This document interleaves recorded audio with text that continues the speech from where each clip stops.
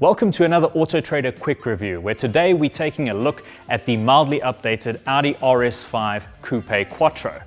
Now, the aesthetic enhancements made to the car are mild, but they're definitely noticeable. Up front, you've got the now signature single frame grille from Audi. On top of that, you've got three artificial slats, which I don't know if I like too much, but they are apparently there to pay homage to the 1984 Audi Quattro, so at least there's some method behind the madness. Next to that, we've got optional matrix LED headlights, which again are framed by some fake vents. Below that, we've also got reshaped air intakes. In the side profile of the vehicle, we've got a new side skirt, which is optional as a gloss black trim item, while at the rear we have a gloss black diffuser. Being an RS model, performance is of the utmost importance. And I find it impressive that Audi have managed to maintain the same headline figures in the updated RS5 Coupe, despite the fact that this car is now fitted with an auto particulate filter as part of European legislation. That makes the car slightly better for the environment, but they've managed to maintain the same figures.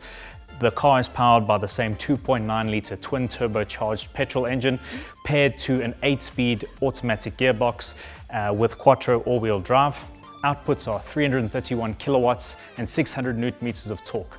That translates into some seriously impressive performance figures. 0 to 100, 3.9 seconds, and a top speed on this particular car because it's fitted with a package of 280 kilometers an hour. Perhaps the biggest changes to the RS5 come in the interior, where we have a 10.1-inch Audi MMI infotainment system, which features the latest software. You get connectivity options such as Android Auto and Apple CarPlay, as well as Audi Connected Services, which allows you to book services and check your vehicle status from your smartphone.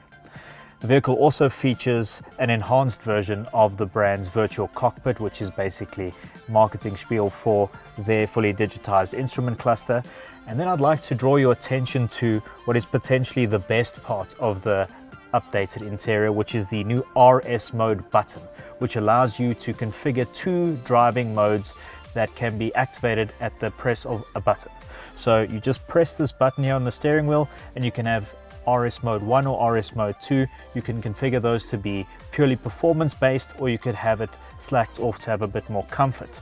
This particular press car is also fitted with the RS design package with the superb seats with contrasting red stitching, which is obviously an optional extra. The general fit and finish, as to be expected, is phenomenal with Alcantara, leather and contrasting stitching everywhere. It is a very, very nice place to be.